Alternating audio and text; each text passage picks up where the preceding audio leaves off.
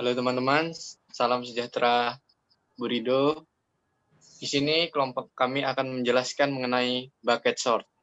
Perkenalkan, nama saya Okta Setiaputra, 185314119. Dan nama saya Gregorius Aryo Dwiatmojo, 185314130. Dan saya Dewi, NIM 185314077. Dan saya Dama 185314090. Untuk teori pengantar,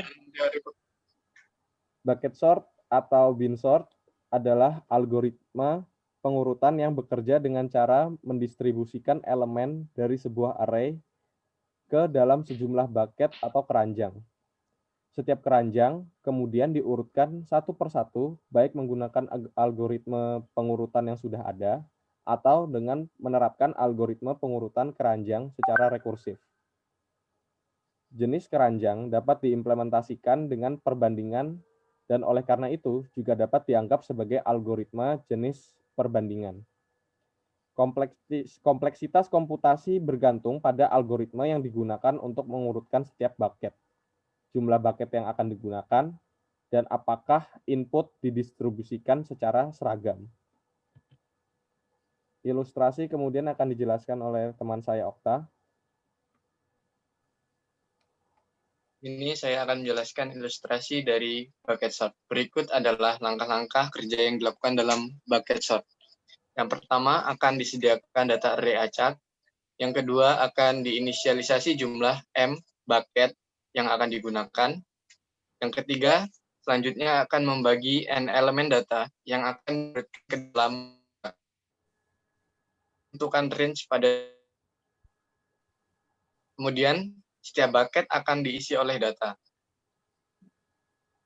Jika data yang ditampilkan belum urut, maka akan menggunakan metode sort yang lain untuk mengurutkan data sebelum data tersebut ditampilkan, dan yang terakhir akan ditampilkan data yang sudah diurutkan. Next. Berikut adalah contoh ilustrasi dari bucket sort. Akan ditampilkan data acak, yaitu data 9, 26, 24, 17, 4, dan 22. Di sini kita menggunakan 3 bucket. Setiap range per satu bucketnya adalah, pada bucket pertama, range-nya adalah 1 sampai 9. Pada bucket kedua, range 10 sampai 19. Dan pada bucket ketiga, range 20 sampai 29.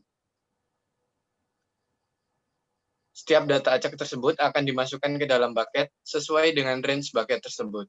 Yang pertama, ditandai dengan warna merah, range 1 sampai 9, data 9 array index ke-1 dan data 4 array index ke-4 akan dimasukkan ke dalam bucket pertama. Kemudian data 17 array index ke-3 ditandai dengan warna kuning akan dimasukkan ke dalam bucket kedua dengan range 10 sampai 19, dan yang terakhir adalah ditandai dengan warna hijau, data 26 array index 1, data 24 array index kedua, dan data 22 array index ke-5 akan dimasukkan ke dalam bucket ketiga dengan range 20 sampai 29.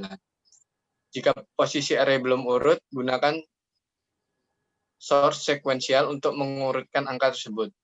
Bagian yang diurutkan pada bagian bucket pertama, 9 dan 4 diurutkan menjadi 4 duluan dan kemudian 9. Pada yang kedua, range 10 sampai 19, warna kuning, angka 17 tidak diurutkan karena data tersebut hanya sendiri. Yang ketiga, data 26, 24, dan 22 diurutkan menjadi 22, 24, dan 26. Nah, terakhir, jika data setiap bucket sudah urut, akan dikembalikan ke array aslinya dan akan ditampilkan data yang sudah urut. Selanjutnya, pada bagian pseudocode akan dijelaskan oleh teman saya, Vitus Dama. Ya, jadi untuk pseudocode ini, yaitu pseudocode yang berupa fungsi atau metode yang berparameter, yaitu array, dan K. Untuk kemudian kita membuat array bucket, yaitu array baru dari K list kosong. K sendiri merupakan banyaknya bucket yang disediakan untuk melakukan sorting. Lalu M adalah maksimum key value di dalam array. Untuk selanjutnya dilakukan perulangan for dari mulai I sama dengan 1 sampai panjang array-nya, yaitu dilakukan pemasukan array index ke I ke dalam bucket index ke K dikali array index ke I dibagi M, yang kemudian dibulatkan ke bawah. Untuk selanjutnya dilakukan lagi perulangan for, yaitu I sama dengan 1 sampai K. Jika di dalam bucket belum urut, maka akan dilakukan sort selanjutnya menggunakan algoritma sort yang lain, atau dapat juga dilakukan dengan bucket sort. Kemudian setelah semua terurut, lalu semua digabungkan menjadi satu dan di return menuju ke main kelasnya. Lanjut, untuk selanjutnya akan dijelaskan oleh Aryo.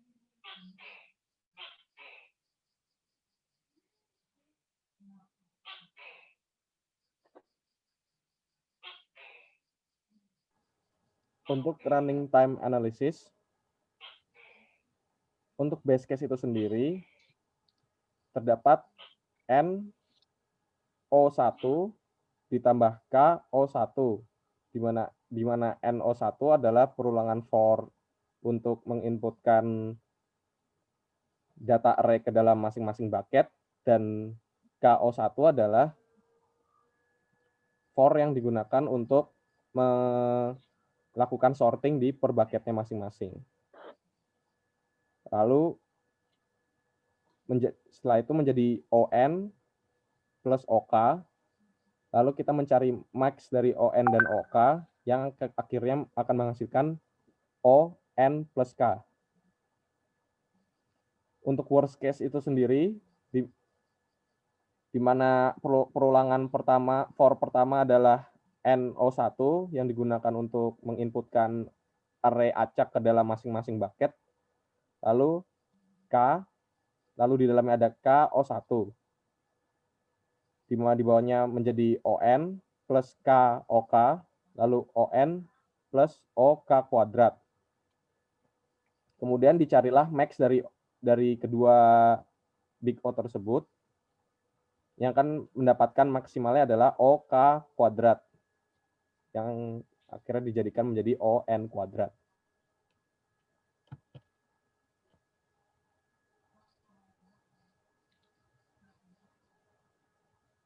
Penjelasannya, base case dan average case terjadi ketika elemen didistribusikan secara seragam di bucket dengan jumlah elemen yang hampir sama di setiap bucket.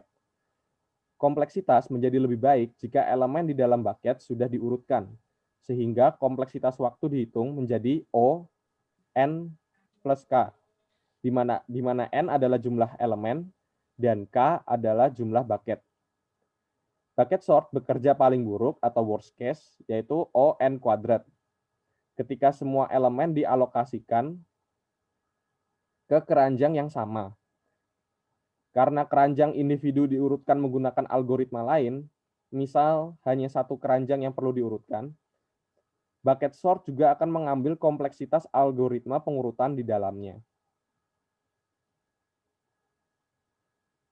Selanjutnya untuk keuntungan dan kekurangan, akan dijelaskan oleh teman saya Dewi. Jadi ini salah satu keuntungan dari bucket sort. Yang pertama itu dia stabil, lalu cepat untuk set yang terdistribusi dengan baik, lalu dapat digunakan sebagai algoritma sorting eksternal. Untuk kelemahannya sendiri itu tidak dapat digunakan ke semua tipe data. Efisiensinya tergantung dari distribusi input. Jika terlalu ketat, maka bucket sort-nya tidak efisien.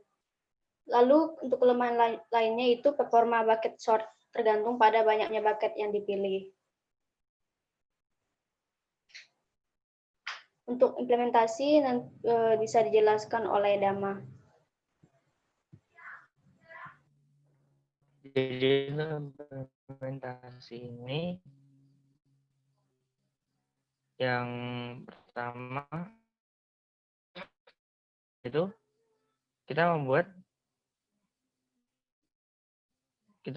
metode bucket sort seperti tadi, yaitu membuat dengan parameter array dan n.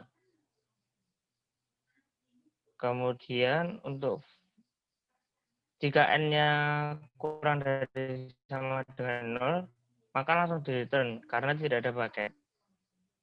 Kemudian untuk for yang pertama, yaitu perulangan for dilakukan dari i sama dengan 0 sampai i kurang dari n, yaitu tiap bucket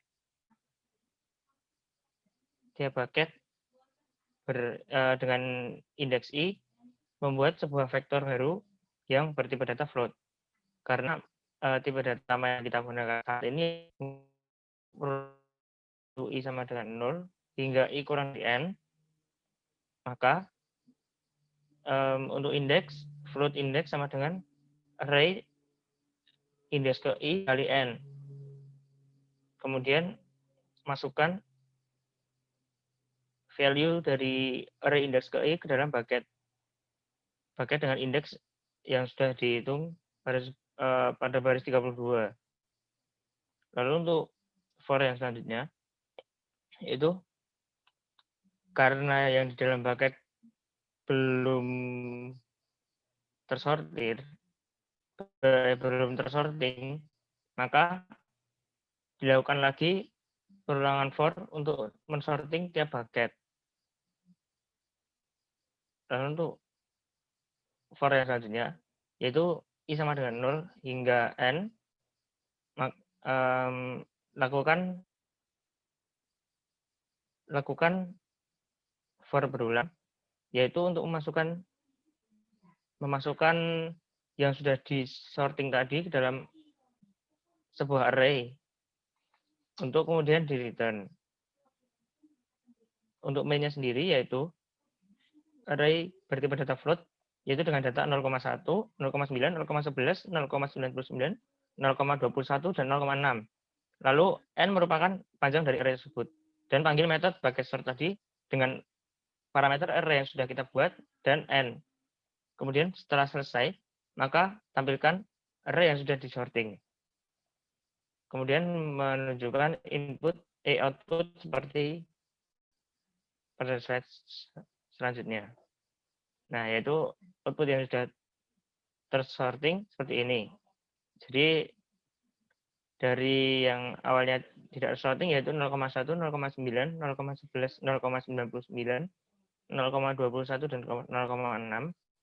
Maka setelah dilakukan sorting dengan bucket sort menjadi 0,1, 0,11, 0,21, 0,6, 0,9, dan 0,99.